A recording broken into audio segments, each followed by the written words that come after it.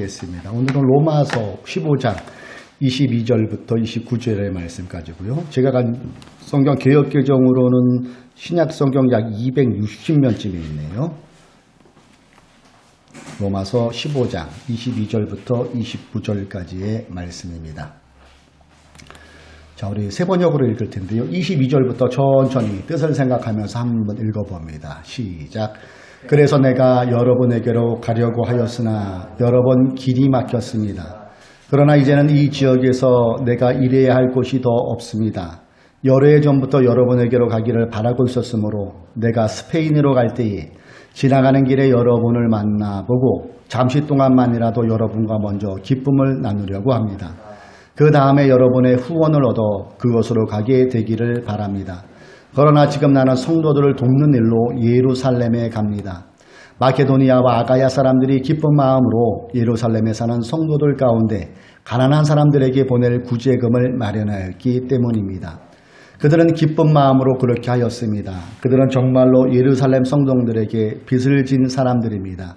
이방 사람들은 그들에게서 신령한 복을 나누어 받았으니 육신의 생활에 필요한 것으로 그들에게 봉사할 의무가 있습니다.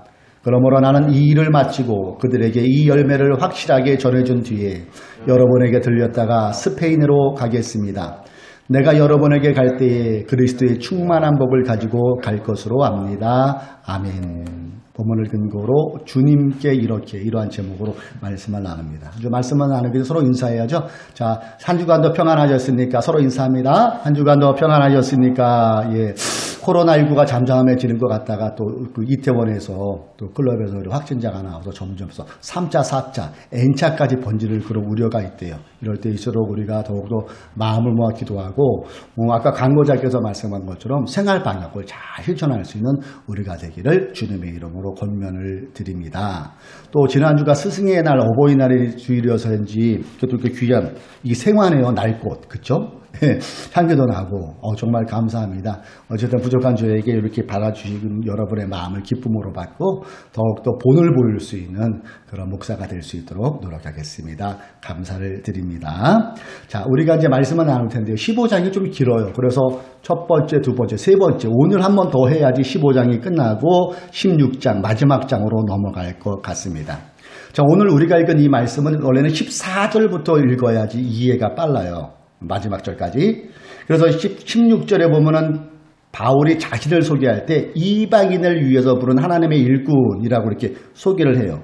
그러면서 자기의 일상과 앞으로의 계획을 이렇게 기록해 놓은 게 보죠. 그러면서 바울은 누구보다도 나도 여러분을 너무나도 만나고 싶다. 로마 교회 공동체 신자들을 만나고 싶다는 간절한 마음이 22절에 나와요. 그런데 여러분을 만나고 싶은데 이렇게 자꾸 딜레이되는 늦어지는 이유가 뭐냐 하면은 아직도 이 주변에는 내가 있는 이 지역에는 우리가 사는 이 지역에는 복음을 못 들은 사람들이 너무나 많다. 그래서 그 지역에 가서 복음을 자꾸 증거하고 주의 사역을 감당하다 보니까 자꾸 여러분을 만나는 시간이 늦어지고 있다. 그렇게 얘기해요. 그렇지만은 내 계획은 변함이 없다. 여러분 나는 꼭 로마를 갈 것이다. 그래서 그곳에서 여러분들과 주 안에서 기쁨의 교제를 나누기를 원한다. 그리고 그 후에 여러분들이 힘껏 나를 도와준다면은 내가 그 힘을 위해서 땅끝 스페인까지 가서 주의 복음을 증거하기를 소망한다. 그렇게 얘기하고 있어요. 여러분 바울이 살 당시만 해도 이 밝혀지지가 않았잖아요. 그래서 지구가 둥글다는 것이 아니라 지구는 네모나다고 생각했대잖아요. 그래서 그 당시에 바울 시대에는 이 동쪽의 제일 끝이 어디냐면 지중해 끝쪽에 있는 스페인이 동쪽의 제일 끝이라고 생각하고 서쪽의 제일 끝은 인도라고 이렇게 생각을 했대요. 그러니까 사도 바울이 땅끝은 스페인이었다는 것을 우리가 알 수가 있어요.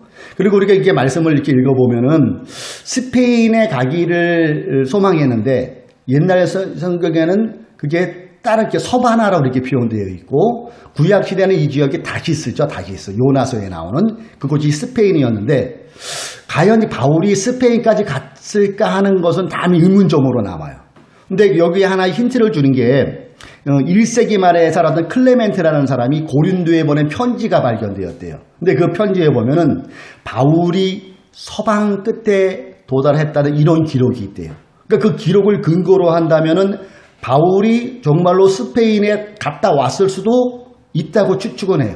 근데 이것은 확실한 건 아니고요. 추측임을 여러분에게 말씀드려요. 자, 그러면서 로마 방문이 늦어지게 되는 이유를 또 하나 드는 게 마게도니아 사람들과 아가야 사람들이 구제헌금을 냈는데 이 구제헌금의 대표가 내가 뽑혔다는 거예요. 그래서 예루살렘에 갔다 오니까 내가 너무 늦어질 것 같다 이렇게 얘기하죠. 그러면서 자신을 위해 기도해 줄 것을 요청해요. 그래서 로마에 갈 때 나를 위해서 잘 기도해 주고 그리고 로마에 갈 때에는 그리스도의 충만한 복음을 가지고 가겠다고 이렇게 29절까지 편지를 보면 이런 내용이 나와요. 자, 여기서 우리가 25절과 26절을 한번 먼저 보겠습니다. 자, 25절에 보면 이런 말씀이 나오죠. 그러나 지금 나는 성도들을 돕는 일로 예루살렘에 갑니다. 여기서 의문점이 나와도요. 왜 바울이 예루살렘에 갔을까? 이 의문을 갖고 26절을 읽어보세요. 마게도냐와 아가야 사람들이 기쁜 마음으로 예루살렘에 사는 성도들 가운데 가난한 사람들에게 보낼 부재금을 마련하였기 때문입니다. 이 얘기 뭐예요? 고린도 지역에 있는 갈라디아 지역에 있는 그런 사람들이 이렇게 모여서 부재금을 모아가지고 예루살렘을 보내야 되는데 그 대표가 자기가 됐다는 것이죠. 자, 여기에서 우리가 그 당시에 그런 예루살렘에 구제헌금을 보낼 정도로 무슨 일이 있었을까를 생각해 봐야 되겠죠.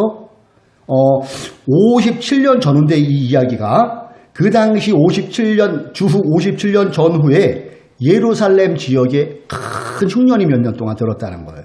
그래서 오순절 성령 강림 이후에 성령이 임한 다음에 교회가 막 흩어지게 되죠. 핍박이 시작돼서. 그 핍박이 시작된 지가 벌써 20년이 훨씬 지난 거거든요. 이때는.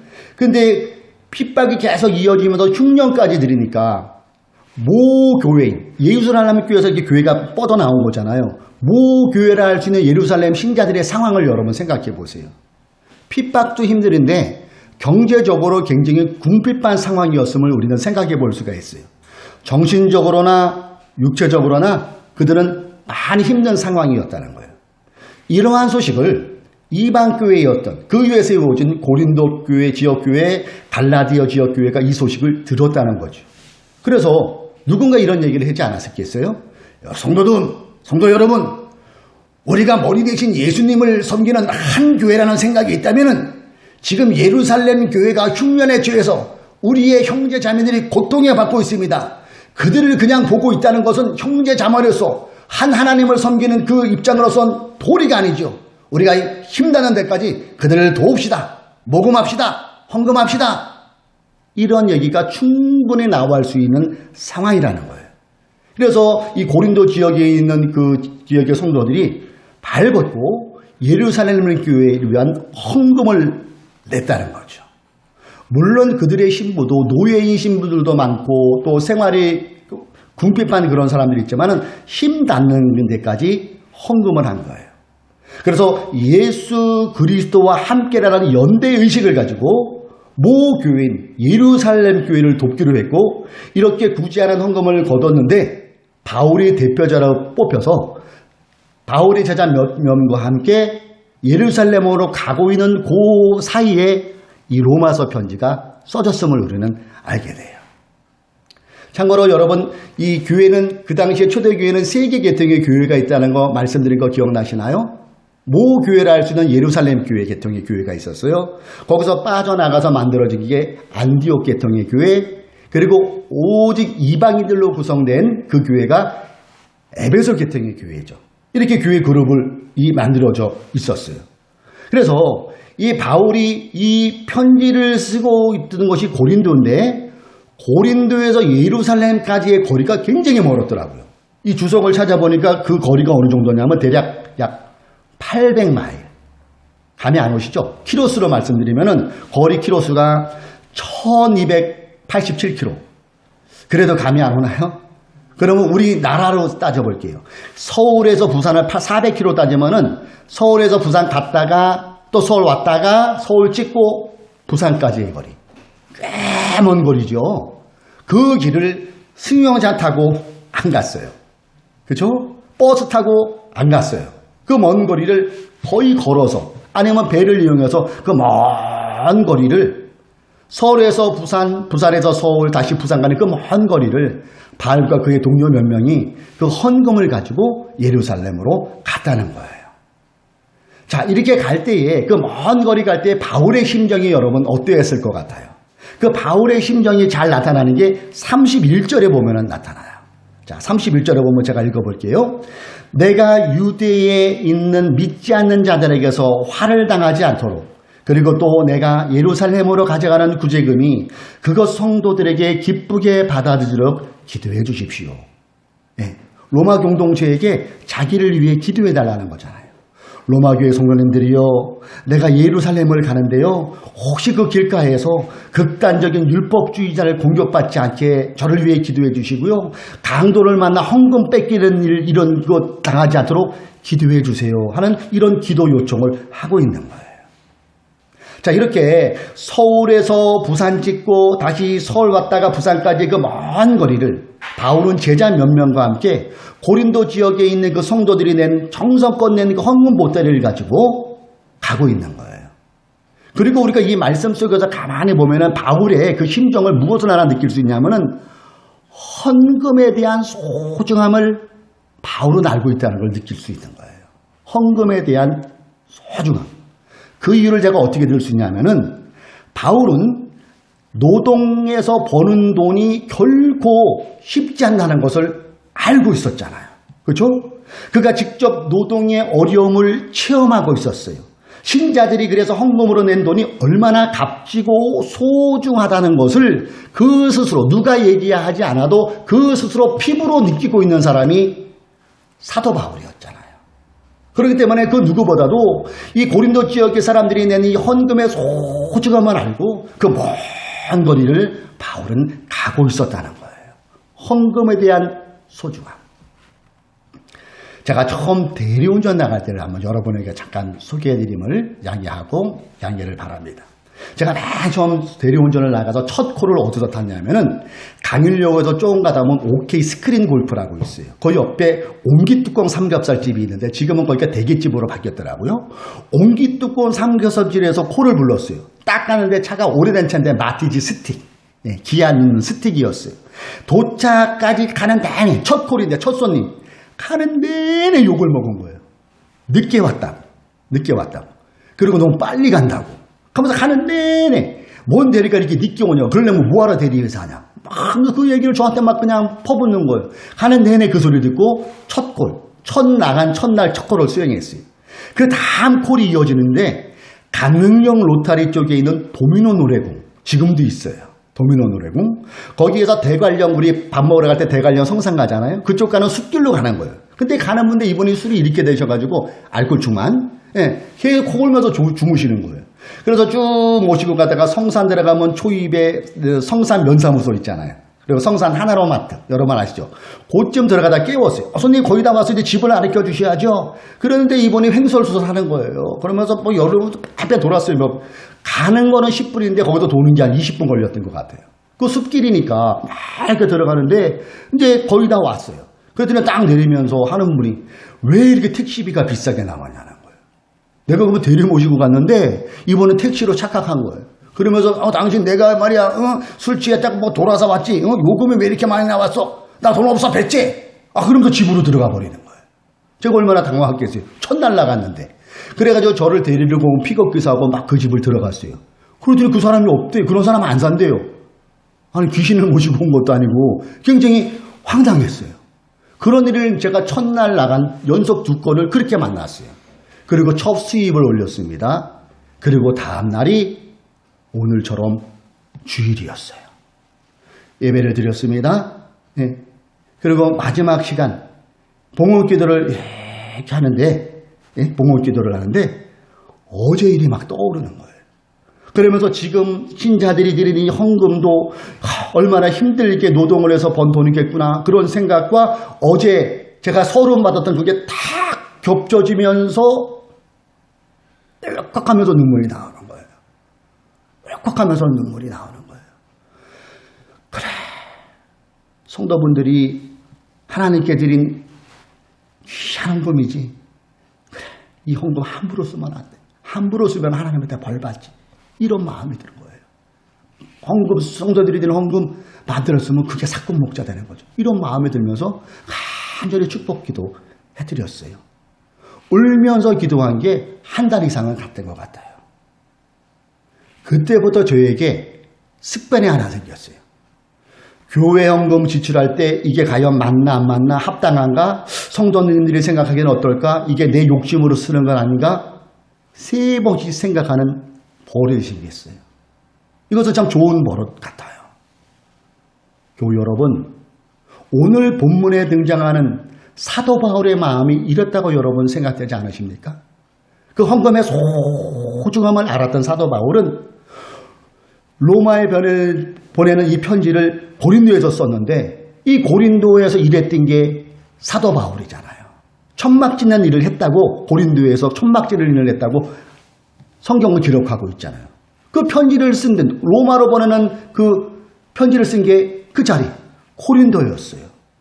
여러분, 바울과 또 마찬가지였을 거예요. 사람은 그때나 지금이나 느끼는 건 비슷해요. 희노애락은. 어땠을 것 같아요?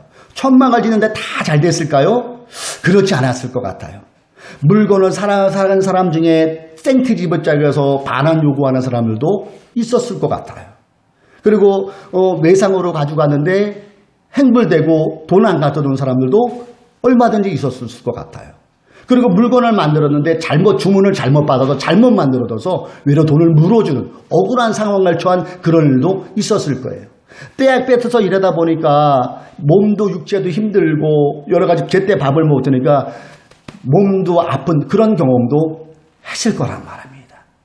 그 과정 중에서 사도 바울은 분명히 몇 번 얘기했을 것 같아요. 본인 혼자, 돈 벌기 힘드네, 이런 얘기, 이런 생각 분명히 했을 것 같아요. 바울이 이러한 현실적 체험을 하면서 고린도 교회 고인들이 하나님께 드리는 헌금을 대하되는 거예요. 그러니까 그 심정이, 이 성도들이 어떻게 해서 돈을 번다는 것을 피부로 알기 때문에 그 헌금의 소중함을 알았고, 그 소중함을 알았기 때문에 1287km의 그 먼 거리를 정말로 걸어가면서도 애지중지했다는 거죠. 아마도 그의 제자들 몇 명이 동행했을 텐데 다른 물건은 그 제자들이 가져갔을지라도 사도 바울이 헌금을 자신의 옆구리에 끼고 소중하게 걸어가지 않았을까 하는 그런 생각을 해봐요. 왜 그렇다고요? 고요인들이 낸 그 헌금이 너무나도 소중한 걸 알았기 때문에, 그 헌금이 저들의 땀, 그 헌금이 저들의 눈물, 그 헌금이 저들의 피였기 때문에, 그래서 사도 바울은 헌금의 소중함을 알고 그 먼 거리를 갔다는 것이죠. 자, 여기에서 우리가 한번 또 생각해 볼 것은 27절이에요. 27절의 말씀을 보면은 이런 말씀이 나와요. 그들은 기쁜 마음으로 그렇게 하였습니다. 그들은 정말로 예루살렘 성도들에게 빚을 진 사람들입니다. 이방 사람들은 그들에게서 신령한 복을 나누어 받았으니 육신의 생활에 필요한 것으로 그들에게 봉사할 의무가 있습니다. 여기에서 우리가 생각해 볼 것은 헌금을 낼 때의 마음가짐을 우리가 생각해 볼 수가 있어요. 우리가 하나님께 드리는 헌금을 그냥 내는 게 아니죠. 어떤 마음으로 낼까요? 기쁜 마음으로. 즉 그들은, 고린도 지역에 있는 그들은 기쁜 마음으로 하나님께 헌금을 드렸다는 거예요. 그리고 이 헌금에 대한 부분을 좀 더 구체적인 부분이 고린도후서 8장 12절에 나오더라고요. 우리 같이 한번 읽어볼까요? 고린도후서 8장 12절 시작. 기쁜 마음으로 바치면 하나님께서는 그것을 기쁘시게 받으실 것입니다. 하나님께서는 없는 것까지 바치는 것을 바라지 않으십니다. 여기 헌금에 대한 마음이 들어있어요. 사도 바울의 헌금관이 잘 표현되어 있어요. 기쁜 마음으로 각자의 형편에, 하나님께 드리는 헌금은 기쁜 마음이 있어야 돼요. 인색한 마음이나 억지로 되면 안 돼요. 그리고 형편에 맞게 내는 게 맞다는 것이죠. 그래서 우리가 헌금을 낼 때 경쟁하는 마음이나 체면 때문에 억지로 드리는 헌금은 헌금이 아니라는 얘기예요. 그것은 헌금이 아니라 모임에 내는 회비가 갖춰지는 거예요. 헌금이 회비로 전락되는 거예요. 어쩔 때 경쟁하는 마음으로 억지로 체면 때문에 내면, 여러분의 형편에 맞게 무엇보다도 기쁜 마음으로 하나님께 헌금할 수 있는 여러분 되시기를 주님의 이름으로 권면을 드립니다. 그런 면에서 지금도 시골에는 이런 경우가 있어요. 우리 예은이가 일전에 그 사진을 찍어서 보냈잖아요. 추석 때인가? 지금도 시골 교회는 일일이 낸 사람 호명을 다 해요. 아무개 권사님 11조, 또 아무개 김태환 형제님 헌금, 감사 헌금, 뭐 그러면서 쭉 해요. 그리고 좀 더 심한 거는 그 헌금 주부에 대한 액수까지 나와요. 그게 좋게 얘기하면 투명함을 추구하는 것일 거고, 반대로 생각하면 경쟁심 유발하는 거예요. 내가 그래도 안수 집사인데 장로인데 저 사람이 5만 원인데 나는 한 7만 원, 10만 원은 내야지, 이런 경쟁심 유발하는 이런 것으로 될 수가 있었어요. 그래서 바람직한 모습은 아니겠구나 하는 그런 생각을 해본 적이 있어요. 교회 여러분, 우리는 주님 앞에 나올 때 헌금을 냅니다. 헌금을 드립니다. 이 헌금을 어떤 마음으로? 기쁜 마음으로. 그리고 어떤 마음으로요? 자원하는 심령으로 형편알맞게 드리는 저와 여러분 되시기를 주님의 이름으로 권면을 드립니다. 이게 헌금을 내는 사람의 마음이에요. 그리고 사도 바울은 한 가지 더 기록하는데, 헌금은 빚진 사람의 마음으로 드릴 수 있어야 된다는 거예요. 채무자의 마음으로 드릴 수 있다는 거예요. 사랑하는 교회 여러분, 우리가 수십억, 수천억을 헌금한다 할지라도 나를 위해 피 흘려주시고 나를 구원하신 그분의 은혜를 다 갚을 수 있을까요? 절대 못 갚아요. 우리 찬송도 부르잖아요. 하늘을 두루마리 삼아, 그렇죠? 바다를 먹물 삼아 하나님의 그 사랑을 다 기록할 수 없다고 찬송가 가사는 말하잖아요. 이 정도로 하나님의 은혜는 어떻게 우리 인간의 행위로는 도저히 갚을 수 없는 게 이 하나님의 놀라운 구원의 은혜예요. 자, 여기에서 기쁜 마음으로 각자의 형편에 바치면 하나님께서 그것을 받으실 겁니다. 이렇게 되어 있는데요. 앞절에 보면은 기쁜 27절 기쁜 마음으로 그렇게 하였습니다. 그들은 정말로 예루살렘 성도들에게 빚을 진 사람들입니다. 이렇게 나오죠. 여기서 빚을 진 사람, 이것이 무슨 뜻인가 하고 제가 주석을 찾아봤더니 이런 의미더라고요. 빚을 진 사람의 의미는 손해를 준 사람에게 아직 보상하지 않은 사람, 준 사람에게 아직 다 보상하지 않는 사람, 이런 의미가 빚을 진 사람이에요. 즉 이것은 진행형이에요. 우리는 주님께 너무나 큰 은혜를 받았어요. 이 은혜를 감사하는 마음으로 부족하지만 보잘것없지만 이것을 주님께 드린다는 이 마음으로 헌금하는 이것이 참된 헌금을 드린 자의 마음이라는 것을 우리가 알 수 있다는 거예요. 이렇게 사도 바울은 채무자 의식을 갖고 사역에 임했어요. 내가 하나님께 구원의 큰 빚을 졌기에 한 번도 채권자 의식이 아닌 채무자 그 의식으로 바울은 사역에 임했다는 것이죠. 주님의 큰 은혜는 갚아도 끝이 없는 거예요. 동의하십니까? 주님의 은혜는. 가령 우리 주변에 보면은 교회에 헌금 많이 냈다고 교회 안에서 목소리가 커지는 그런 경우 있어요. 그래서 목사님들이 그 헌금 많이 낸 그 장로님, 그 재직들 눈치를 보는 경우 있어요. 그래서 사사건건 개입합니다. 안 해도 될 일까지. 청년부 일까지 개입해요. 하다못해 복장까지 개입해요. 그래서 담나라 배나라 하는 분들 때문에 이 교회라는 공동체가 힘들어지는 그런 모습들을 보게 되고 듣게 되는 경우가 있어요. 한마디로 이런 분들은 헌금을 많이 내는지만 그 헌금이 아니라 회비내는 거예요. 이런 분들은 주님의 은혜를 입으로만 하는 거예요. 진정으로 주님의 은혜, 채무자의 그 마음이 없다는 얘기예요. 하나님께 빚진 자의 마음이 없는 사람들이에요. 우리가 주님께 드리는 헌금 안에는 주님의 은혜 감사합니다. 보잘것없는 물질이지만 주님께 빚진 자의 마음으로 겸손하게 올려드립니다. 이 마음으로 헌금하는 거 아니겠어요?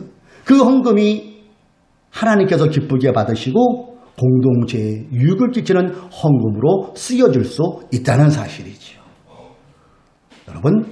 여러분 지금 우리가 헌금을 낼 때 어떤 마음으로 드립니까? 오늘 말씀 기억하십시다. 기쁜 마음으로 형편에 맞게 자원하는 마음으로, 그리고 경쟁하는 것이 아닌 빚진 자, 주님의 은혜 빚진 자의 마음으로 헌금을 드릴 수 있는 저와 여러분 되시기를 주님의 이름으로 축복합니다. 지난주에도 어김없이 방송에서는 어김없이 SNS에서는 교회의 어두운 면이 보도되었어요. 이 화면 보면 여러분 기억나실 거예요. 일명 인분교회, 똥교회가 보도가 됐어요. 자세한 얘기는 이따가 예배 끝나고 나눠도 될 것 같아요. 참 하도 이런 얘기가 올라오니까 일상이 된 것 같아요. 놀라지도 않아요. 하도 이런 이야기들이 올라오니까. 또 한 가지, 늘 구설수에는 성폭행, 성추행 이런 것들이 계속해서 올라옵니다. 대부분 여러분 이렇게 기사까지 올라오는 그 교회에 담임 목사들은 조문차 타요. 조문차 거의 다가. 그중에 오늘 기사에 나오는 두 개의 기사 중에 한 교회는 2억짜리 외제차 탔다고 하더라고요. 저는 차를 많이 몰아보잖아요. 그 혜택이 뭐냐면은 조그만 그 타우너나 다마스 조그만 차에서부터 외국 벤틀리까지 몰아보는 게 본의 아닌 혜택이에요. 근데 여러분 외제차를 사람들이 왜 선호할까요? 이유가 있어요. 일단 코너를 싹 돌잖아요. 쏠림이 없어요. 쏠림이. 그리고 이 고속도로 같은 고속주행 200km까지는 저는 안 밟아봤지만은 200km라면 안 되죠. 150, 160 그것도 뭐 사실 안 되는데 그렇게 밟으면은 이 차가 바닥에 다 붙는 느낌이면서 안정감을 줘요. 그리고 싹 돌 때는 이쪽이 이 겨드랑이 쪽으로 이렇게 감싸줘요. 이 차가. 너무 좋아요. 그리고 피로감이 없어요. 그래서 외제차를 타는구나 그런 생각을 해요. 좋더라고요. 피곤함이 덜해요. 그래서 도착지에 딱 도착하면은 3초 정도 내리기 싫을 때가 있어요. 차가 너무나 좋으니까. 근데 내려야 돼요. 왜요? 내 뒷자리에 진짜 주인이 있으니까 내려야 돼요. 교회가 커지고 재정이 늘고 거기에다가 유명세까지 타면 마음이 흔들릴 거예요. 교회 인사권 갖고 있죠. 재정권 갖고 있죠. 설교권 있죠. 소위 그랜드 슬림처럼 다 달성하면은 그 마음이 어떻게 해요? 예수님이 주인 자리에 내가 한번 앉아볼까 하는 그런 마음이 생길 수 있어요. 그런 마음이 생겨서 농후하게 현실로 나타나면 이런 현상이 나타나는 거예요. 저는 말씀을 준비하면서 이분들에게 이렇게 좀 하면은 아무래도 이런 사고들이 안 나지 않을까 하는 그 생각을 해본 적이 있어요. 그게 뭐냐면은 보여주기에 대해서는 안 되고요. 치밀한 계획을 세워야 돼요. 그리고 아내에게도 말하지 말고 3개월 정도 노동을 해보면 좋을 것 같아요. 조건은 뭐냐면은 집에서 멀리 떨어져야 돼요. 자기를 알아볼 수 없는. 그리고 알아보는 사람 없게 마스크 착용하고 모자 눌러 쓰고 목소리도 바꿔버려야 돼요. 그렇게 되고 3개월 정도 야간 주의원 한번 해보세요. 야간 주의원. 야간 편의점 알바 한번 해보세요. 새벽에 인력시장 한번 나가보면 좋을 것 같아요. 우유나 신문 매달 해보세요. 몇 개월 동안 얘기하지 말고 아무 비밀로 3개월 동안 얘기하면 그때부터 보여주기 되는 거잖아요. 인력시장 나가가지고 못 팔려갈 때의 기분을 느껴보세요.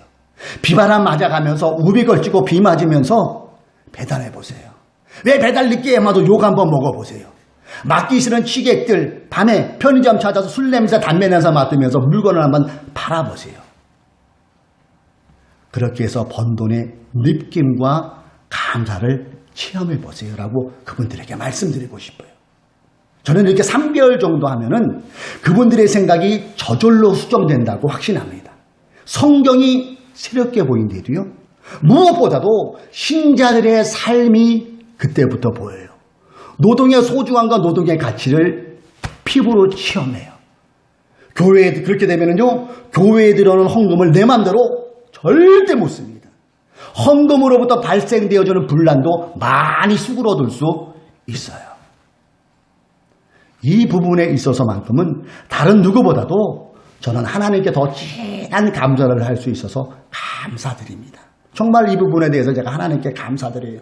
이 부분에서 저는 순간순간 은혜를 체험하고 지금도 체험하는 진행형이에요. 하나님께 감사합니다. 이와 더불어 우리 교우님들께 감사해요. 여러분들 제가 이 하는 일을 제도 모르면 제가 이거 얼마나 눈치 보이겠어요. 어느 집사님, 아니 목사님은 제사장 같은 운영인데 하늘에 내려던 신령한 만나무 매출을 하기를 못하지 왜 나가서 돈을 벌어요? 기도해서 하나님께 주는 쌀 받고 기도하세요. 그렇게 어렵게 본을 보여주죠. 이렇게 얘기하면 할 말이 없는 거예요. 근데 여기에는 우리 교우님들을 제 사정을 알고 동의해주고 이해해 주셔서 너무 감사합니다. 사랑하는 교우 여러분, 우리가 주님께 빚진 자라면 이렇게 헌금해 보는 게 어떻겠어요? 교회를 담당하는 재정을 담당하는 사람들이나 아니면 저 같은 목사들은 이 노동의 가치를 알고 또 우리가 하나님께 드리는 헌금을 드리던 이 두 가지 마음, 주님께 빚진 자라는 마음으로 헌금하는 사람, 주님께 빚진 자라면 주님께 이렇게 헌금을 드릴 수 있는 그 마음이 저와 여러분 가운데 있기를 주님의 이름으로 축복합니다. 기쁜 마음으로, 자원하는 마음으로 형편에 맞게 이렇게 헌금을 한번 드려봅시다. 이렇게 주님께 이렇게 드린 헌금이 교회의 공동체를 바로 세워갈 수 있어요. 주님께 이렇게 드린 헌금이 하나님의 복음사역에 쓰이는 물질로 온전히 사용될 수 있어요. 잘 사용될 수 있어요. 주님께 이렇게 드린 헌금이 하나님께서 기뻐 받으시는 헌금이 되고 교회 공동체가 건강하게 갈 수 있다는 것입니다. 오늘 말씀을 통하여 결단합시다. 나는 주님께 빚진 자입니다. 빚진 자의 마음으로 헌금을 드리겠습니다. 또 기쁜 마음으로, 자원하는 마음으로 형편에 맞게 주님께 올려드리겠습니다. 하늘 뜻푸른 교회가 이런 헌금의 마음을 가지고 또 신정한 노동의 가치를 알고 나아간다면 그 속에서 드리는 헌금을 통하여 하나님은 영광 받아주실 것이고 그 드리는 헌금을 통하여 교회가 건강한 공동체로 가는 그 은혜가 우리 교회에 임할 줄로 믿습니다. 그래서 오늘 설교 제목이 뭐라고요? 주님께 이렇게 주님께입니다. 기도합시다.